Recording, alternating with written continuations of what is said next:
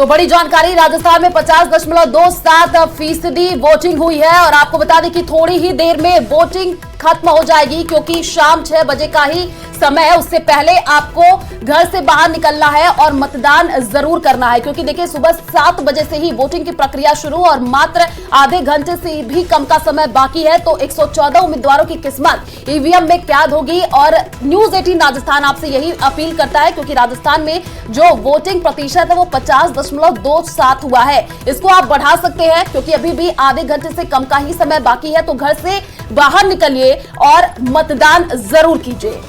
यह भी महत्वपूर्ण है कि 6 बजे तक अगर आप बूथ के भीतर प्रवेश कर जाते हैं तो आप अब वोट दे करके ही बाहर निकलेंगे। इसलिए इस बात की ज़रूरत है कि आप जल्दी से जल्दी बूथ पर पहुंचें और बूथ पर जाकर के अपनी बारी का आप इंतज़ार करें, वोटिंग करें। देश की सरकार चुनने का ये मौका आपको 5 साल बाद मिलता है और ऐसे में बेहद ज़रूरी है कि आप अपने मताधिकार का इस्तेमाल करें।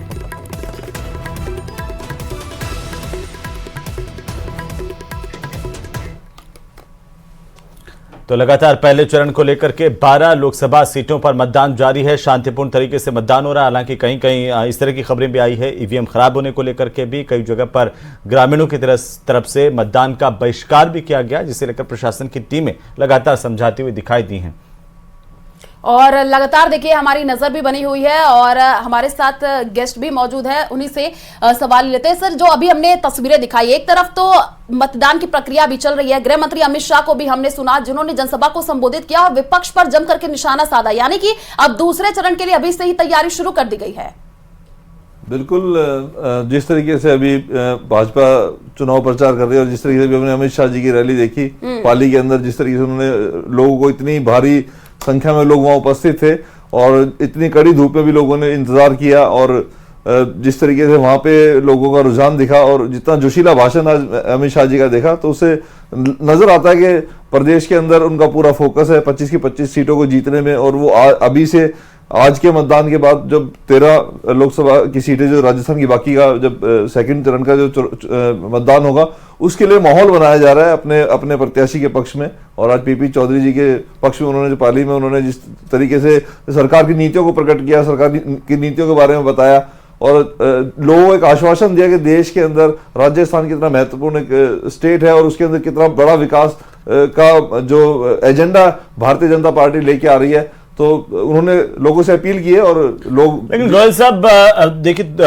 जिस तरीके से अब पोलिंग प्रतिशत नजर आ रहा है उसे आप कैसे देख पा रहे हैं, किसकी तरफ जाता हुआ इशारा नजर आ रहा है, क्योंकि अब चंद समय ही बाकी बचा हुआ है पहले चरण के मतदान संपन्न होने में। देखिए हेमंत जी, मैं ये समझता हूँ पोलिंग प्रतिशत तो अगर देखा जाए प्रतिशत के हिसाब से तो काफी अभी इसमें इजाफा होना चाहिए था, पर लोगों की शायद उदासीनता रही है, किस कारण से रही है इसके ऊपर भी एक समीक्षा होनी चाहिए। शायद प्रचार अच्छे से नहीं हो पाया, कुछ ना कुछ लोगों को मोटिवेशन नहीं मिल पाया और थोड़ा गर्मी का भी प्रकोप मैंने देखा। राजस्थान के काफी ऐसे एरिया रहे जहां पे तेज गर्मी की वजह से भी कुछ लोग वोटिंग बूथ तक नहीं पहुंच पाए और वोट का प्रतिशत जो शायद 8 से 10% और ज्यादा बढ़ सकता था। वैसे भी आधे घंटे का लगभग समय बचा हुआ है। मेरी फिर मतदाताओं से अपील है, ज्यादा से ज्यादा संख्या में जिन्होंने नहीं मतदान किया है आलस्य छोड़ें और जागरूक होकर मतदान केंद्र तक पहुंचे और इस आधे घंटे में या लास्ट के 25 मिनट बचे हैं इसका लाभ उठाते अपने वोट को दें और कम से कम भी इसको 70% तक कोशिश करें कि किसी भी तरीके से वोटिंग प्रतिशत टच हो, ताकि एक जो सरकार आए वो हम ये कह सके कि पूरे तरीके से प्रदेश की जनता ने चुनी हुई एक सरकार का गठन किया है। अगर वोटिंग प्रतिशत कम होगा, अगर 35-40% वोट कम होते हैं तो लगता है कि कहीं ना कहीं आधे ही वोट डले हैं और उसमें से भी फिर कुछ वोट किसी पार्टी को मिलता है, कुछ वोट किसी पार्टी को, तो एक पूरा जनाधार नहीं नजर आता कि पूर्ण तरीके से लोगों की सहमति से एक सरकार का गठन हुआ है।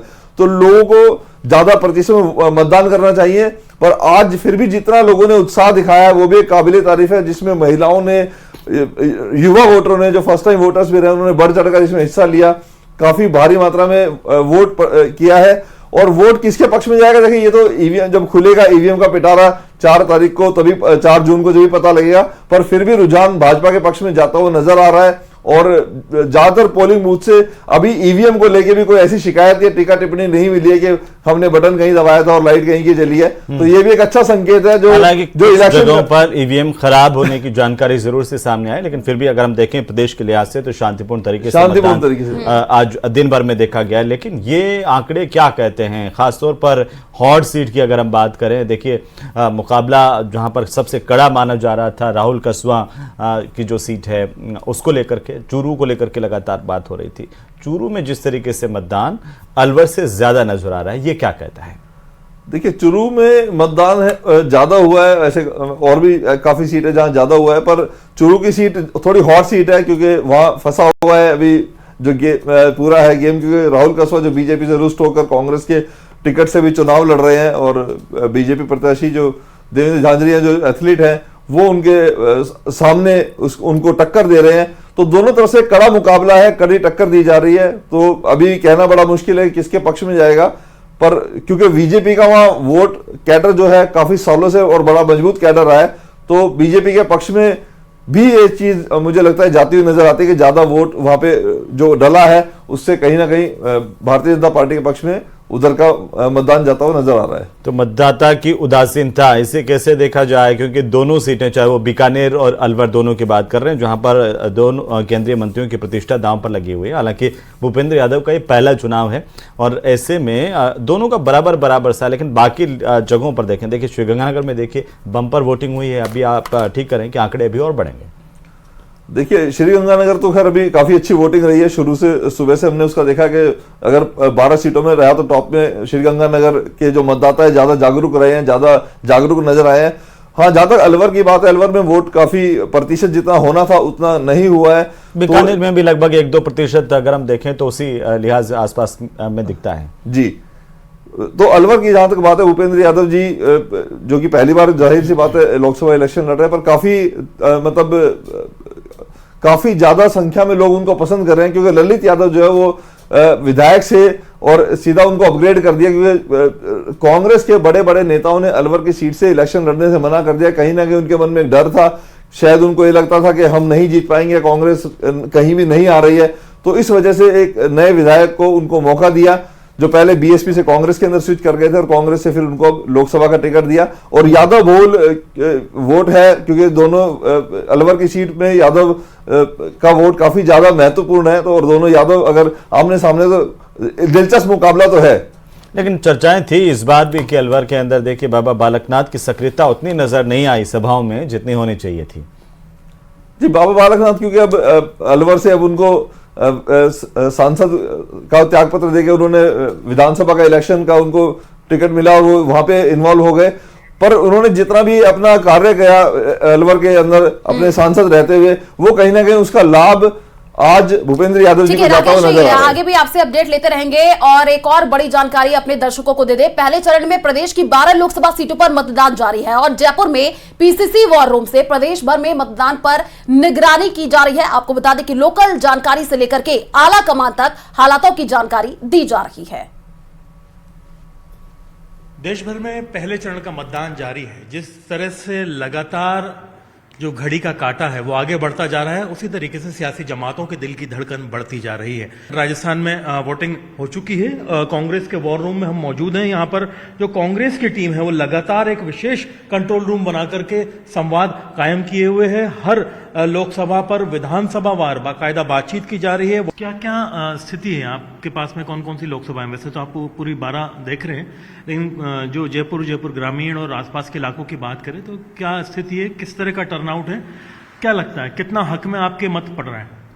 देखिए, अगर हम बात करें तो टोटल परसेंटेज अभी तक 33% के आसपास एक बजे तक का जो टर्नआउट हुआ है, और उसमें जयपुर की अगर बात करें, जयपुर की जो लोकल सीट है यहाँ की, तो 40% के आसपास का टर्नआउट रहा है। रूरल में भी 32% के आसपास का टर्नआउट रहा है। यहाँ से हमारे दोनों कैंडिडेट बहुत अच्छी स्थिति में है। और अब चूंकि इस टाइम तक वोटर टर्नआउट कम है, तो मुझे लगता है कि एग्जिस्टिंग सरकार की नीतियों से लोग संतुष्ट नहीं है, इसलिए वो वोट करने घरों से बाहर नहीं आ रहे हैं। तो मैं तो यही मानूंगी कि ये जो वोट परसेंटेज है वो हमारे हक में जा रहा है। जहाँ सीकर की बात करते हैं तो सीकर के अंदर भी कमोबेश जो है हमारा परसेंटेज इतना ही चल रहा है, और इसके अंदर देखते हैं कि जहां कांग्रेस का विधायक है वहां परसेंटेज ज्यादा है, बीजेपी का विधायक है वहां कम हो रहा है। तो इसका मतलब सरकार की योजनाओं से लोग संतुष्ट नहीं है, कांग्रेस की गारंटियों पे विश्वास कर रहे हैं। कांग्रेस के जो विपक्ष में आने के बाद भी जो एक कांग्रेस का वर्करों से जुड़ाव है ना, उस जुड़ाव को लोग महसूस कर रहे हैं। कांग्रेस की सरकार जो राहत भरी सरकार थी, आज उस राहत भरी सरकार को लोग याद करते हुए वोट दें। इसका खास जो कि निगरानी किए हुए है 12 सीटों पर लगातार बूथ लेवल पर संपर्क किया जा रहा है। यहां से फीडबैक आलाकमान को भी जा रहा है और बातचीत लगातार जारी है। जिस तरह से कोशिशें हैं, कौन से मुद्दे काम कर रहे हैं, कहां पर अच्छा परफॉर्म कर रहे हैं, कहां पर पिछड़ रहे हैं, किस तरह से पिछड़ रहे हैं, कैसे सुधार कर सकते हैं, तमाम चीजों को लेकर के कांग्रेस अपने इस वॉर रूम के अंदर एक्सरसाइज कर रही है। कैमरा पर्सन शेर सिंह के साथ में अरबाज अहमद, न्यूज़ 18 के लिए जयपुर से। तो देखिए, पहले चरण में प्रदेश की 12 लोकसभा सीटों पर मतदान जारी है और अब कुछ ही समय बाकी है। न्यूज़ 18 राजस्थान आपसे अपील करता है कि घर से बाहर जाइए और वोट जरूर कीजिए। लेकिन यहां रुकते एक छोटे से ब्रेक के लिए जल्द लौटेंगे।